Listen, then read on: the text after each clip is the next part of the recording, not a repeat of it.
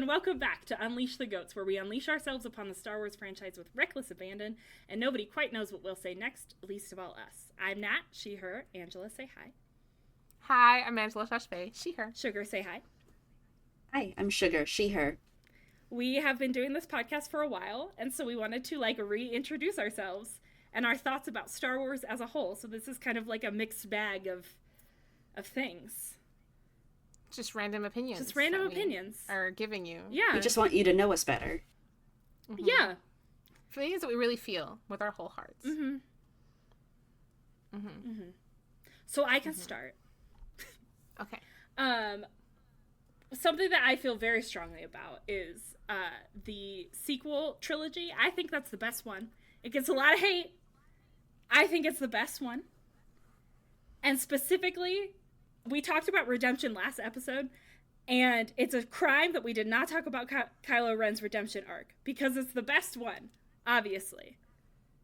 First of all, does he even need to be redeemed? Debatable. Has he ever done anything wrong in his life, ever? No, he hasn't.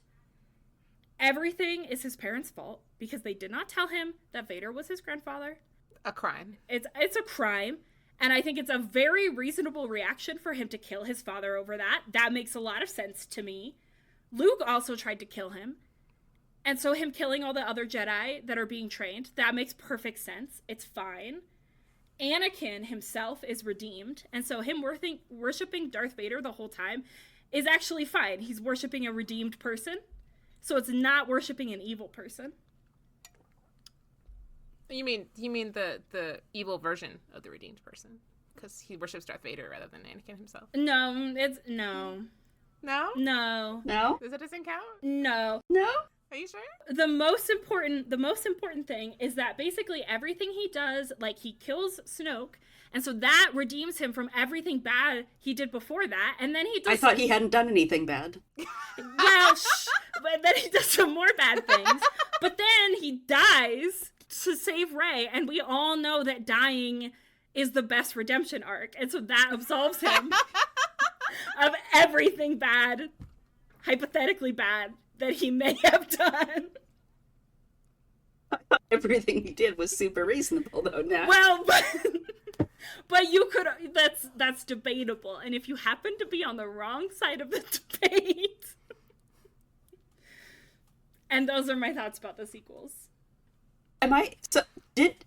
Did his parents not tell him that Vader was his father? Is that an actual canon thing? That's an actual canon thing. They did not tell him. And it comes out, it's someone announces it in the middle of, a Senate or whatever hearing, as a jab towards Leia. Of being your opinion is invalid because your dad is Darth Vader. And so it's, very publicly brought to light. That's why she gets, snowballed out of the New Republic. It's because everyone's like, oh, you're Vader's daughter, we can't trust you. Her Republic reputation, is gone to shit. And that's why she goes to Resistance and is a general instead of a senator.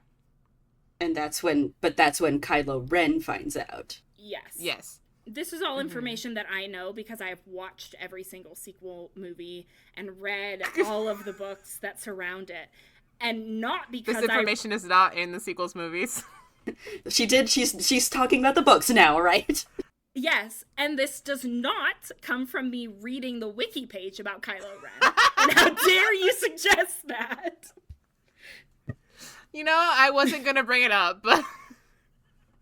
So you can tell that I've only watched the movies and haven't even bothered to read any of the books, let alone the Wikipedia page for Kylo Ren. Oops. It's really long. It's so fucking stupid because then she goes to a gala or whatever dressed in a dress that's supposed to evoke Darth Vader's outfit, armor, and it's the stupidest fucking thing I've ever heard. Leia would never fucking do that. I know it's a political move to be fuck you guys, but she would never do that. So I don't think that Kylo Ren had a good redemption arc. No, I think he should have said he was sorry maybe once. Yeah. Yeah. Maybe he should stop being a little bitch. Oh, interesting. You make a great point. You're welcome. Also, maybe kidnapping someone and then torturing them isn't a great basis for our relationship. I think Luke should have just chopped the man's head off. I do think Luke should have just chopped his head off, actually. I think Luke did nothing wrong. You know, you make great points. I'm convinced. Wonderful. Yay! Woohoo! Trash! Kylo Ren into the trash. I will purge my memory of the books that I definitely read and the sequel movies that I definitely watched. Saw. Yeah.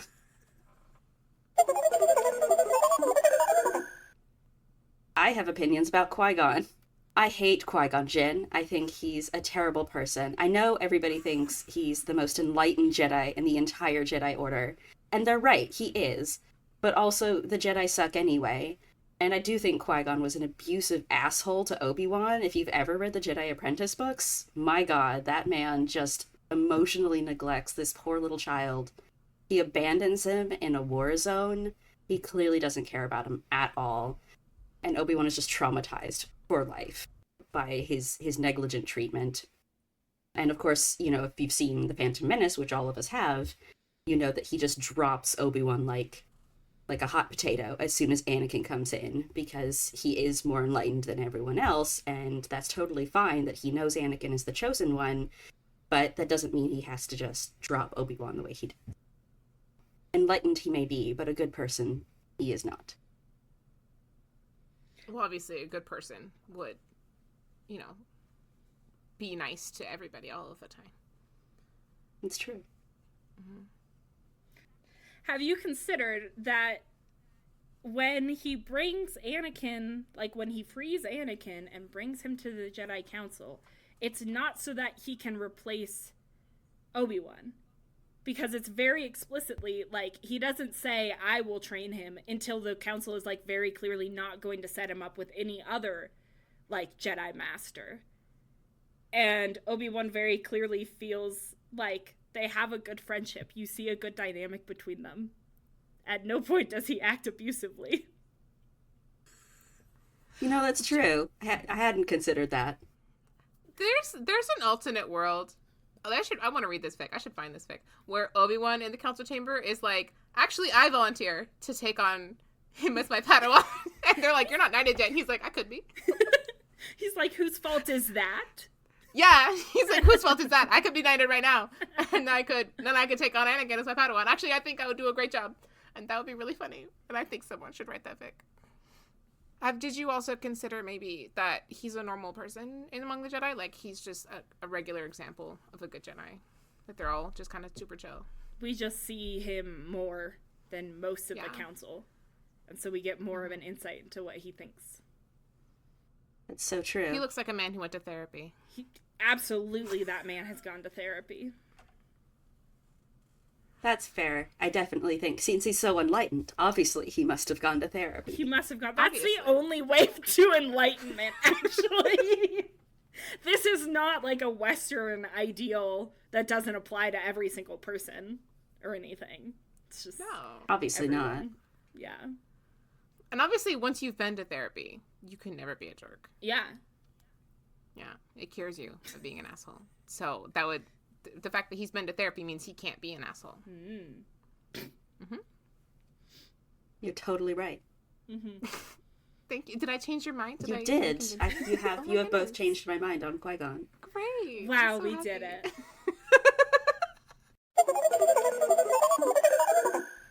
I'm going to express an opinion. That you hold, right? That I hold deep in my heart. Deep in my heart, I hold this opinion. Mm-hmm. That Satine was just, like, one of the best politicians in Star Wars.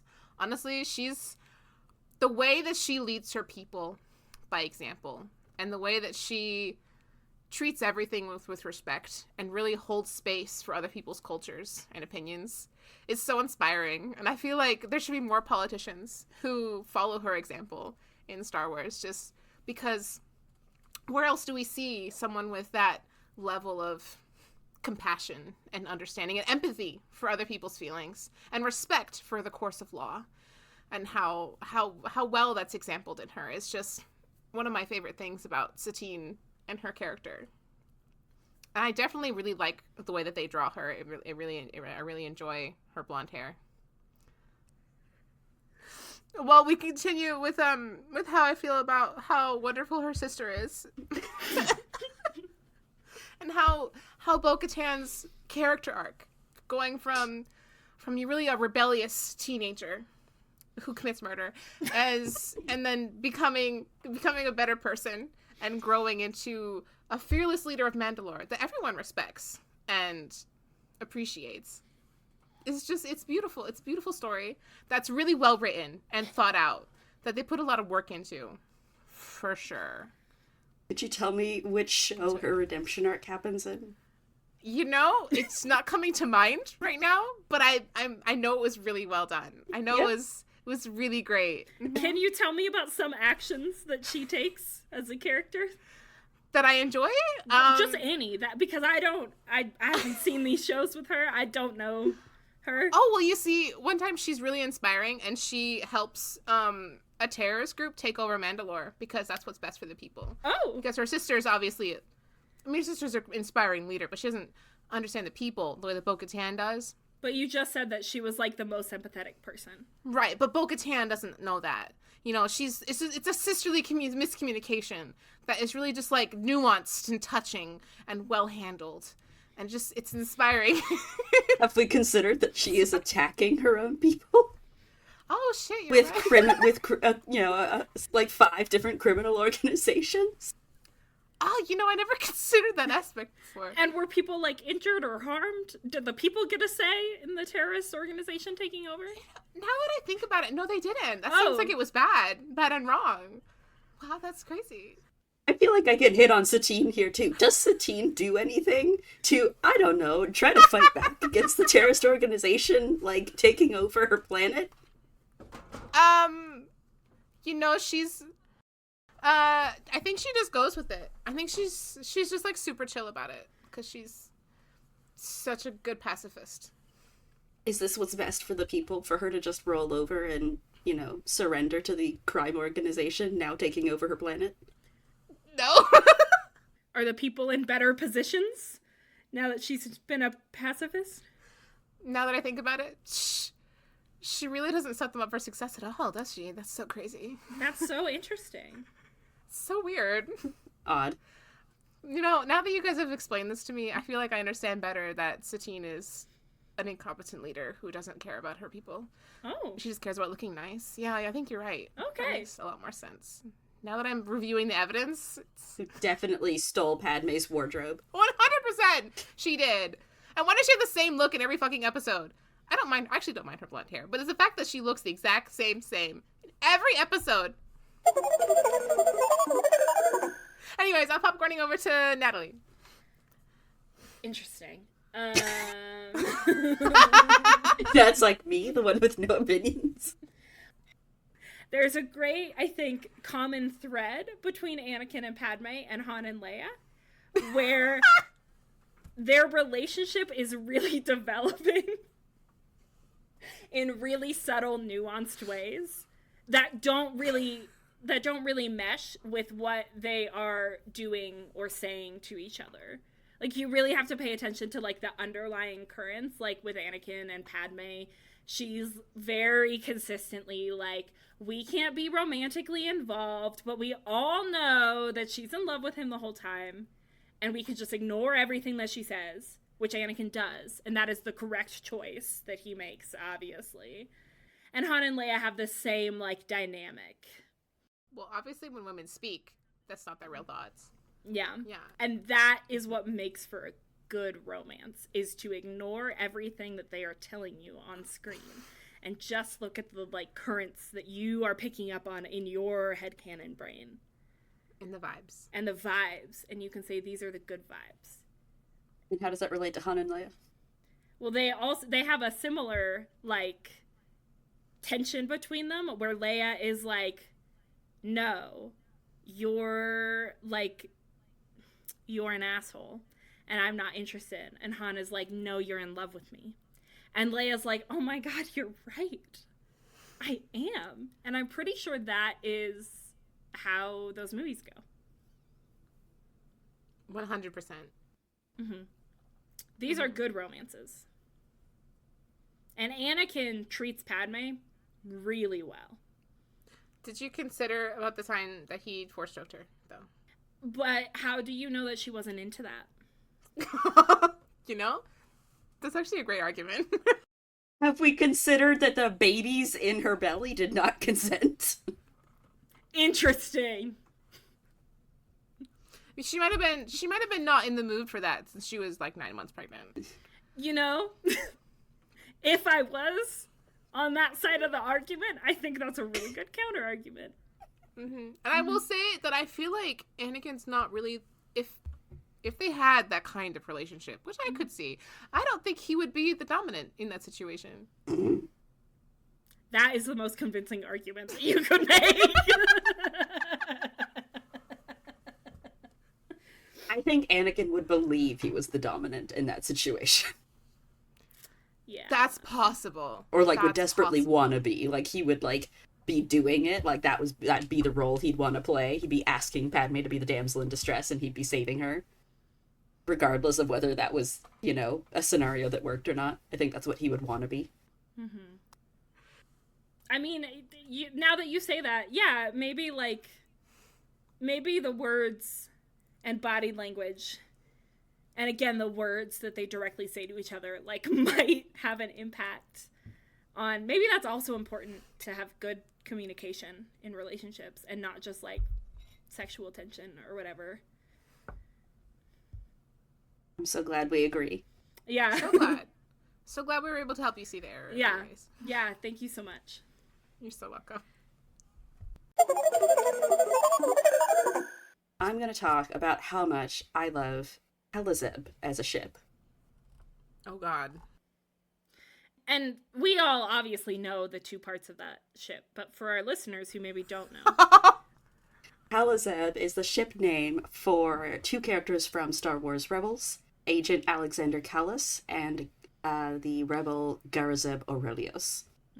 AKA the genocider and the genocidee victim. You may recognize Callus from our previous episode, I believe, where we talked at length. But go ahead, Sugar. You know what? Who cares about a genocide? He didn't lead it. It wasn't even his idea. Obviously, this isn't his fault. He was just really upset about his dead squad mates all those years ago. This is completely normal as a reaction. You know, he felt bad about it later. You know, he just had, like, suppressed trauma he was dealing with and lashed out, as we've all done. You know, that trophy that he took, the crossbow thing, that definitely has a name that I am forgetting, that he took, this was a gift given to him because he was an honorable warrior, and the Lasat recognized that. Why would they recognize him as an honorable warrior if he was a genocider? Check and mate. So, you know, like, he comes back, he becomes a rebel, he's spying, he almost loses his life to Thrawn, you know, by spying on him, and then he stays with Rebellion ever afterward, so I think that all of that redeems him completely from all the things he did or didn't do. So, obviously it makes sense for Zeb to fall in love with him. You know, they have so much in common. They both fight people.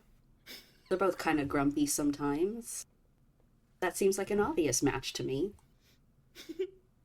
They're so lovely and sweet together. Have you considered that maybe, like, when your squad mates who are trying to kill and oppress the entire galaxy are killed by a group of people, it is actually not a proportionate reaction to then aid in wiping them off of the face of the planet and the galaxy. Does the galaxy have a face? Let's say it does. Yes. The face of the galaxy. That seems like a little bit of an overreaction. And also these characters that, from what I understand, directly interact for maybe like one episode, maybe don't fall in love because of that. Thoughts? Maybe he doesn't have to. Maybe he doesn't have to fall in love with somebody who murdered a lot of his people. Of course he doesn't have to. That's not how love works. But maybe he wouldn't, is what I'm trying to say. Maybe it's actually bad to murder a lot of people. You know, that's valid. Yeah? Does that make sense? Yeah, no, that seems reasonable. Yeah, maybe Zeb could use better love interest. Yeah. I don't know, maybe Rex. Zeb and Chewie would be cute. I know they Zeb and never Chewie would be interact on cute. screen, but I feel like the fur on fur is working for me. No, it's fur on no fur. He is very much unfurred. He looks like he has fur. He's I very don't much care how much they tell me he doesn't have fur. He looks like he has fur. They drew him like that. They're lying to me. I'm being gaslit. Have you seen the live action version? The live action version got no fur. I know, and it was horrible. They're trying to gaslight me, and I will not be gaslit. I have eyes. I can see his character. They literally call him a furless Wookiee in like episode 1. And I call labs furless dogs. They still have fur. I just don't acknowledge it as Wait, fur. you call labs furless dogs? Because their labs are so short. It's like this dog. Because doesn't your family have retrievers? Yeah, our retrievers have like nice long hair and it's nice and soft. So I'm looking at this person, and I feel like Zeb maybe has fur the way that humans have fur, where it's like a very fine hair across their whole bodies, but like he does have like a beard, which would imply to me that if there was hair on the rest of his body, it would be visible to us. But he has like his beard matches the like pattern of like purple all over his body. So it looks like a pattern of fur. This is a debate. I think that the way he is drawn does, like, people have definitely thought he was furred, but they very much do tell you from the very beginning that he does not have fur. Okay, so I'm seeing an action figure of him, and his arms and legs absolutely look like they have fur. So I think they need to make up their mind. Furred. He has like fur here. Yeah, but like some people have really hairy arms. That counts as fur. Okay, a hairy arm on a human does not have fur that comes out to here. Like that's fur. The live action has a hairy arm. The live action, he definitely has hairy arms and legs. So he just doesn't have head fur. He's like bald. Hair. Yeah. It's fine. He's furry, but he doesn't have hair. He's not furry to the extent that Chewie is furry, obviously. But like... Yeah, and it is basically like, you know, the length of a golden retriever kind of hair, for the most part, I think. Like, it's no longer than that. Chewie's hair, I feel like, is long. Yes. His hair, he's like a Maine Coon. Like, he's got fur. Whereas Zeb is more like a nice, sleek little Siamese cat, you know? Mm-hmm. Why do you look like me like I'm crazy? Because in my head, I was like, the hairless cats? And I was like, those are different. No. And we have to move on. Anyway, I am convinced Talazed clearly sucks. I would recommend our last episode if you would like to hear more about how Callus is not a good person. Wow, so smart. I'm definitely gonna do that. I wonder who will be talking in it, Sugar. Who will explain it to you? I feel like they might be familiar to you. What? Never. Okay, I'm gonna do Cat Bane. All right, let me just start with. I think the creation of a bounty hunter that just outwits the Jedi at every turn and move with no force abilities is just so great and so smart. The way that his reflexes are just like so much better than everyone's around him, and he's just like a normal guy, is such good writing and makes perfect sense in the world that he's being written for. And also the fact that his hat gets progressively bigger is not a stupid gag at all. It's actually really funny and like hilarious and so clever of them to just keep making his hat bigger. And until it goes into the live action and then it's demonstrably smaller. yes. Because the kids really pick up on that kind of joke and it makes them laugh. 100%, yeah. Yeah, it makes them giggle. And I think that every time he comes on screen, he fills me with a feeling that's not rage. He fills me with a feeling that's... You can't figure out what it is. It's just not rage. It's something really specific. It's akin to joy. I feel like it's related to joy. Ebullience. And every time that he is just so lucky and so good at his job that he's just better than everybody else and manages to escape by the skin of his teeth. It's really good writing, and it's not just so the creator's favorite character just lives to see another day. It's because he really cares about the integrity of his story and making sure that characters have natural consequences to their actions. And when he died in Boba Fett, I was really upset. I was really sad. I was very, very sad. It was really tragic for me. I feel like you might just think he's super attractive. Yep, that's... That was the most painful look on your face.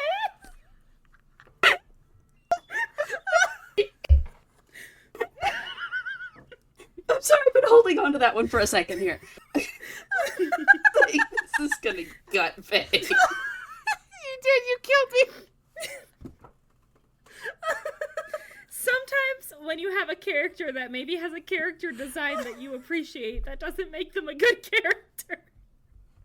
Wow, I've never considered that idea.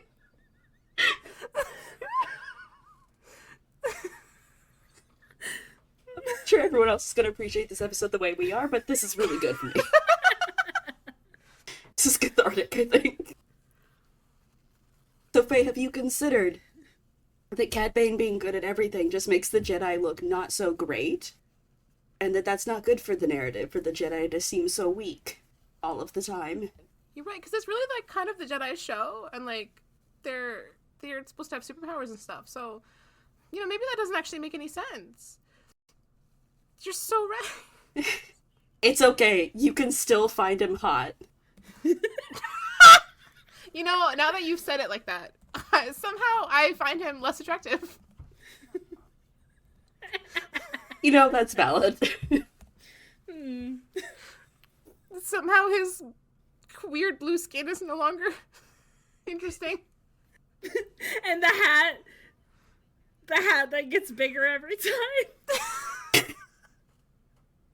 It's a metaphor for how much he's compensating.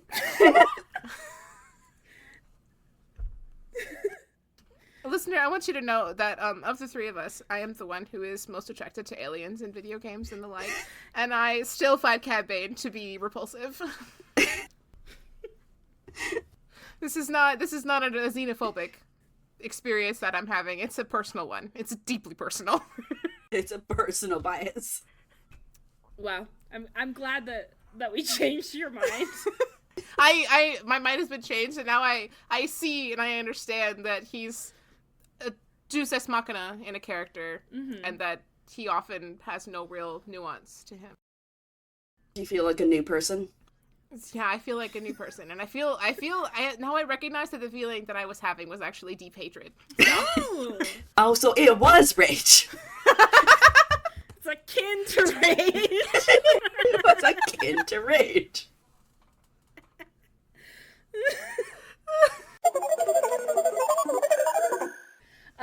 I think that the prequels as movies are terrible, except for the pod racing scene. I think that is the best effects and sound effects, and it's just, like, the most interesting part of the narrative, I feel. And it's absolutely, like, not predictable at all that Anakin will win. You're, like, worried for him the whole time. I just think even in The Phantom Menace itself, I don't think there is another scene that hits as hard as pod racing. Hey, Nat, have you considered that things being predictable in a prequel is kind of how prequels work? What? Have you considered that that part was really for the kiddos, so they would be kept their entertained, so they could see themselves as Anakin? Interesting. I think there's some wonderful concepts in the prequels, you know, and some really, really interesting battle sequences. Some of the best lightsaber sequences in all of Star Wars. I would say, for sure, that some of the lightsaber scenes are really iconic. Potentially even more so than the pod racing. Wow. That's bold. True. I have to popcorn now. Now that my mind has been changed and the doors have been opened. You love the prequels now. The pod racing is still right there in my heart, but there's room for other scenes. That's huge. Room for more things to love. For more things. Except the sequels.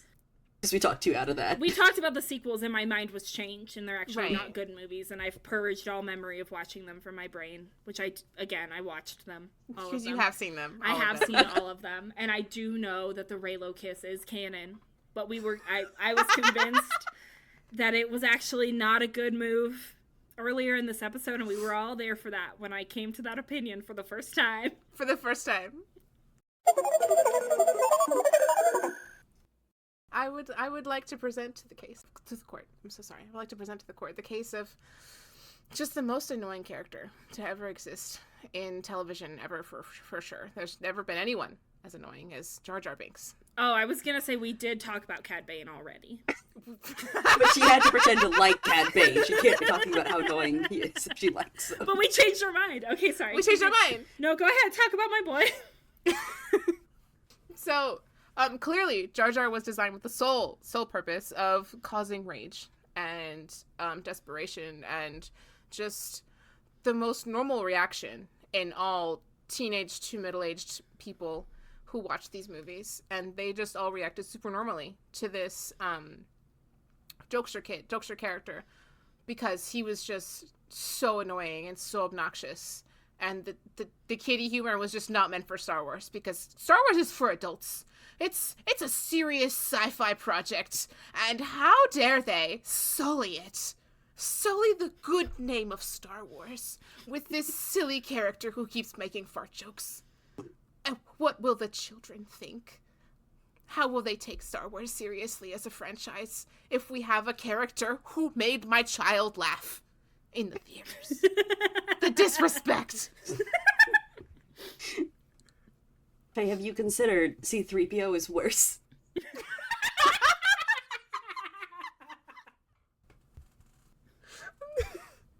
You mean C-3PO who has really similar mannerisms and similar jokes? Yes. Mm-hmm. But instead of Jamaican, he's English? Are you suggesting that there's some element of racism in people's hatred of Jar Jar? I mean, I wouldn't have gone that far. But Nat would.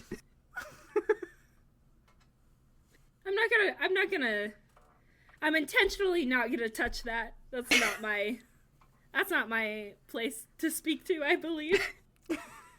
Angela, have you considered that children enjoying a character in a movie is fine or maybe even good? Wow. That's such a crazy idea. Mm-hmm. I never considered that a movie might not be made specifically for my age bracket. Yeah. And also, have you considered that they do use Jar Jar in some pretty major ways to move the plot along? Like, he is the reason that Obi-Wan and Qui-Gon find the people who can help them out as they've, like, crashed on this planet with nowhere to go. And he's the one who gives Padme an idea for how to deal with the Trade Federation and is a very loyal supporter of Padme. To the point that he is then manipulated by Palpatine, which is how you know he's an important factor. You know, now that you say that, I can see that they utilized this funny character and really made him important to the plot and really executed this jokester character in a way that moved the plot forward and was integral to the structure. Yeah. I see that now. That's beautiful. Actually, I think Jar Jar's one of my favorite characters now. I think I find him deeply interesting. Wow. And also, it's okay to not like someone's sense of humor, and that doesn't mean that you have to hate them as a character. You're right. I shouldn't send death threats to the actor over this. That would be crazy. That would actually be so wild. I should never do that. That actually would be completely inappropriate behavior. Yeah, that would be insane. I would never do that. You're right. Now that we've had this conversation, I'm just gonna be way better about this. You're just gonna be normal about this. Be super normal about this. I'm not even gonna comment on the actor's Instagram or anything. I'm just gonna, it's something that I don't like, I'm just gonna let it go. I'm just gonna ignore it. Yeah, you can just let this person live their life. You're so right. Thank you for explaining that to me. You're welcome. I'm glad that I could clear Jar Jar's name. The Jedi stink. They're so clearly a cult. I don't know how anybody ever thought they were the heroes. You know, Luke obviously is a hero, but he's only a hero because he does the opposite of whatever the Jedi tell him to do. You know, obviously, he's not following any of their teachings, and that's why he's better. Until he starts following their teachings again in the sequels, I guess, and then he stinks, but then Rey doesn't do whatever anyone tells her to do, and that's why she's a better Jedi. It's a process. We're moving further and further away from the prequels Jedi system, the longer this goes on, and that is a good thing. I think the Jedi they really just dropped the ball, they're just way too embroiled in the politics, and so they're just like stuck. They're old-fashioned, they're repressed. They have no idea like how to love anybody, but they think that, being involved with the Senate is a good thing and that it doesn't keep them trapped in this system of corruption. And maybe they could be doing some good. Maybe they used to be good once, but now they're just behind the times, and they are just incompetent and arrogant. They think that they're still doing good, but they're not. And this dooms the entire galaxy, because maybe if they knew better, they would be treating Anakin better. And, Anakin wouldn't have fallen to the dark side if the Jedi had just been better at their jobs and less emotionally repressed, which is why The Acolyte is such a good show. Exactly how this happens. Like, if... I made it so far. Do this. You got this. I believe in you. I'm sorry, it was watching the two of you just fucking lose it. I didn't expect. I was like, I can keep this shit going for a second. Alright. Keep going. This is why The Acolyte is such a good show, because it really showcases exactly how that downfall happens, all of the ways that some of the Jedi are starting to lose that feeling of what it truly is supposed to mean to be a Jedi, and how they're starting to fail and become too political, and how this leads to their own destruction. The best Star Wars show ever. Did you maybe consider that Anakin can make his own choices, though, and that even if the Anakin and Jedi were perfect, that he could still choose a different path? He might still be evil. No, I think he's a slave of Palpatine's. Sugar, did you maybe consider that the only good parts of The Acolyte are how pretty the actors are? And the sword fights. And everything else about The Acolyte is bad. I haven't considered that. Wow. It's almost like I got, so distracted by my sexual attraction to people that I just stopped thinking about everything else. Nothing else mattered to me. Did you maybe consider that the Jedi are really in tune with the world and just want to help people, and going with the Republic is the best way to do that effectively in a ginormous galaxy of people? That sounds like such a smart thing to do. They're human beings. Some of them. Well, they're not all humans. Well, let me take it back. They are flawed persons of various species.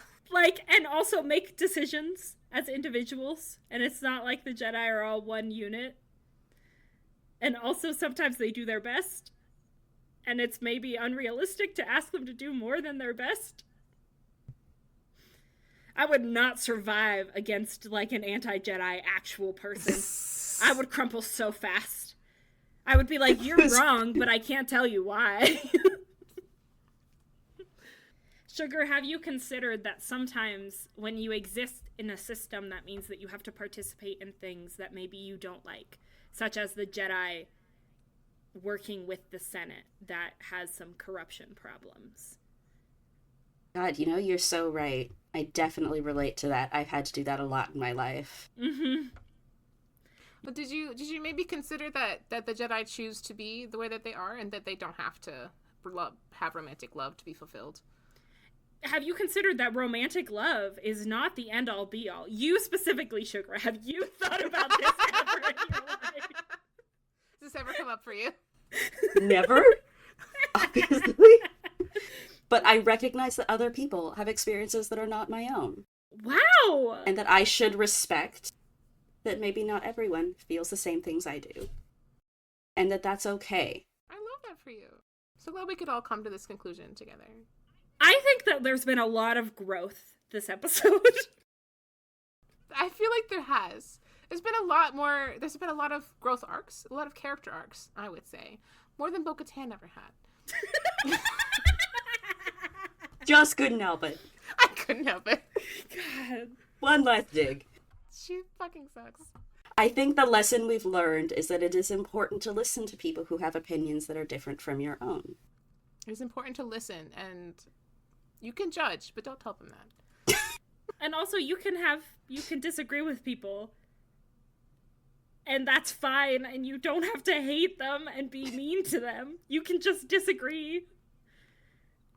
You can respectfully disagree. Sometimes it's simply not that serious.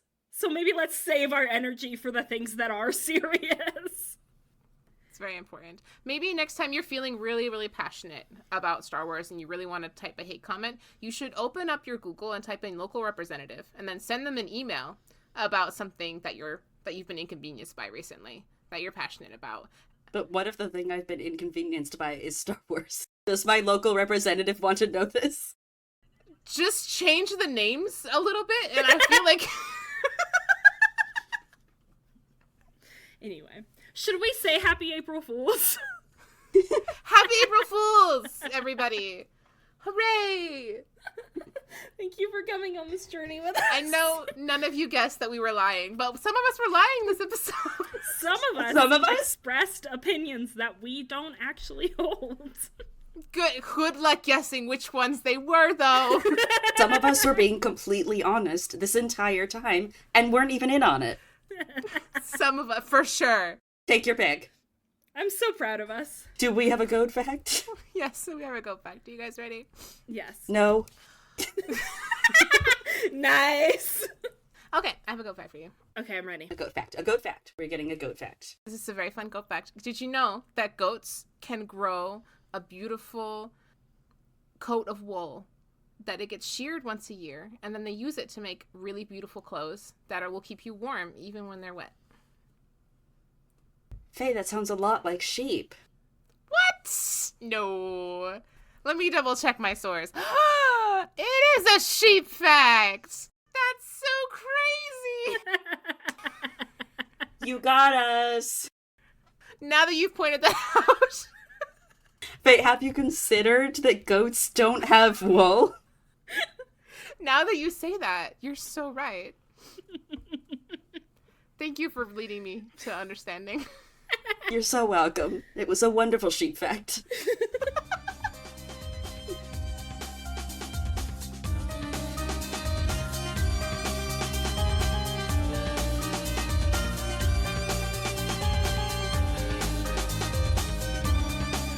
Our intro and outro music is Mos Eisley Cantina by Speedkicks. Angela and I edit, our artwork is by me, and Sugar is our writer and researcher.